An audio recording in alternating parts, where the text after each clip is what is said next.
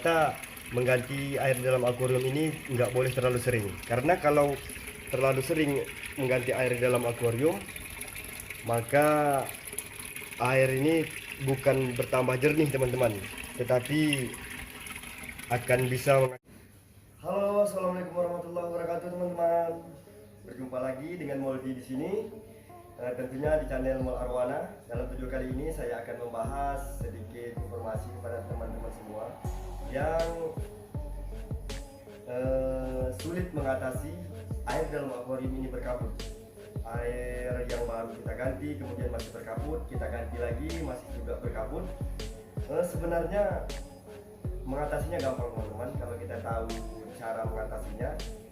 Jadi sebelum kalian lanjut ke video ini, seperti biasa bagi kalian yang baru bergabung, bagi kalian yang baru sempat nonton channel ini teman-teman, dan bagi kalian yang baru ketemu channel ini, jangan lupa beri dukungan channel ini dengan cara subscribe, like, dan share, serta jangan lupa teman-teman nyalakan juga loncengnya supaya kalian tidak ketinggalan video-video terbaru dari saya.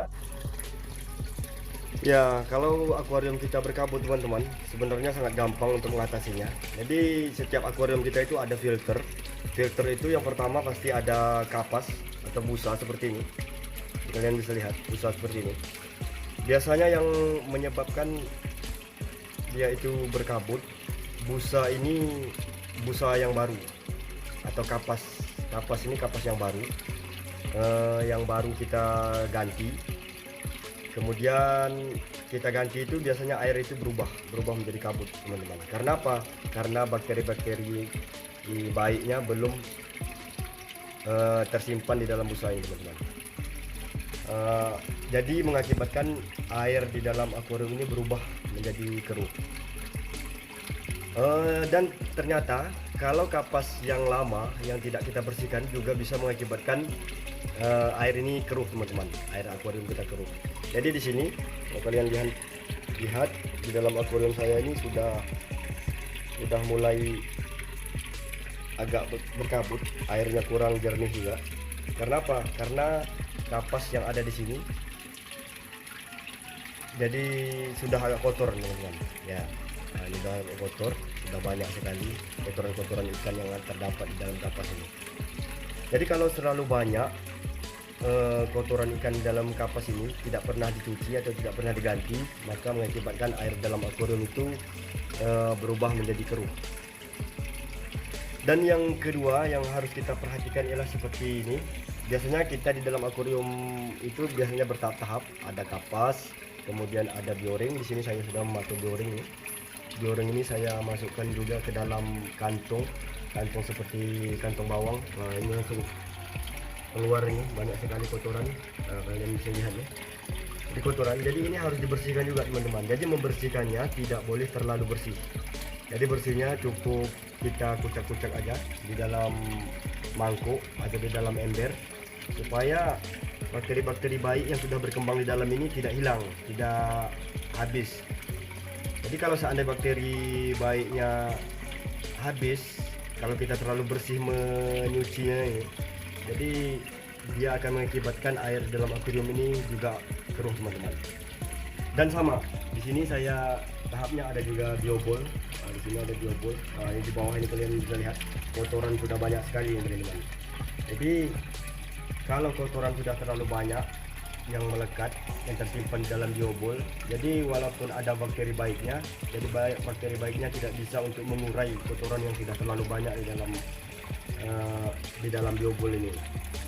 Jadi bioring ini atau biobol sama, jadi nggak boleh terlalu bersih untuk kita menyucinya. Jadi dia jangan sampai tidak dicuci juga teman-teman. Nah, jadi kita pindah ke sebelah sini. Sebelah sini sama. Ini karang jahe. Karang jahe sebenarnya gunaannya ini untuk menampung bakteri baik, karena dia juga mempunyai rongga-rongga. Nah, ini bisa lihat. Jadi sebenarnya rongga-rongga di dalam karang jahe ini teman-teman, dia makin lama makin mengecil. Ibaratnya karang jahe ini makin lama dia makin terurai. Jadi semakin lama nanti karang jahe ini jumlahnya akan menipis, biasanya tebal jadi menipis dan akan hilang nanti habis. Dulu agak banyak juga cangkang jahe di sini, sekarang tinggal kalian bisa lihat tinggal sedikit. Jadi di sini sudah juga banyak kotoran. Jadi karena sudah lama ini sudah 2 bulan saya nggak pernah ganti air. Saya mau lihat apakah filter yang seperti ini efektif apa atau enggak. Ternyata sangat efektif teman-teman. Nah, kalian bisa lihat airnya memang sudah agak berkabut tapi belum terlalu kotor, masih kelihatan agak jernih juga. Lihat dari atas. Oke, nah jadi itu aja sebenarnya faktor yang membuat akuarium kita itu keruh dan berkabut. Jadi kalau seandainya kita sudah tahu cara mengatasinya seperti ini, jadi insya Allah teman-teman, mudah-mudahan akuarium kita nggak akan berkabut lagi. Jadi sebenarnya saya tahapannya tahapan dari kapas, kemudian bioring, biobol, kemudian di bawah bioring ini ada seperti serat-serat juga. Ini serat-serat ini sama fungsinya seperti biobol atau bioring juga, dapat menyimpan bakteri-bakteri baik yang bisa mengurai kotoran ikan ini. Jadi kalau memang dia masih efektif, masih kotorannya belum terlalu banyak, maka air di akuariumnya akan tetap jernih. Tapi kalau memang sudah terlalu banyak kotorannya, jadi semua ini harus kita bersihkan, teman-teman.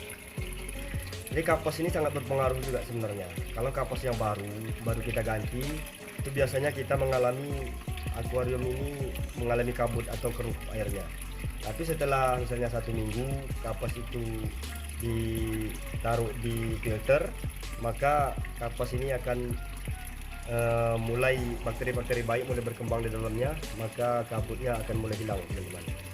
Jadi kalau seandainya dan kemudian air di dalam akuarium ini jangan terlalu sering untuk diganti, teman-teman. Ternyata mengganti air di dalam akuarium ini nggak boleh terlalu sering, karena kalau terlalu sering mengganti air di dalam akuarium, maka air ini bukan bertambah jernih, teman-teman, tetapi akan bisa mengakibatkan kabut.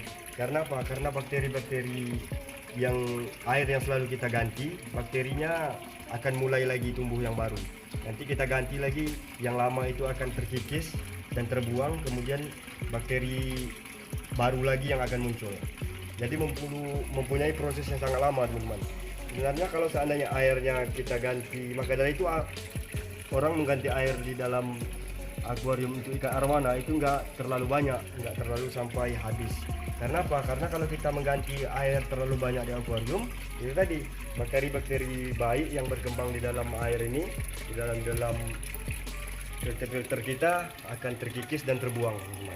Oke, itu aja informasi video kali ini, mudah-mudahan bermanfaat. Dan terima kasih bagi kalian yang telah mendukung channel ini. Terima kasih bagi kalian yang telah menonton channel ini. Dan jangan lupa aktifkan loncengnya supaya kalian tidak ketinggalan video terbaru dari saya. Oke, terima kasih. Wassalamualaikum warahmatullahi wabarakatuh.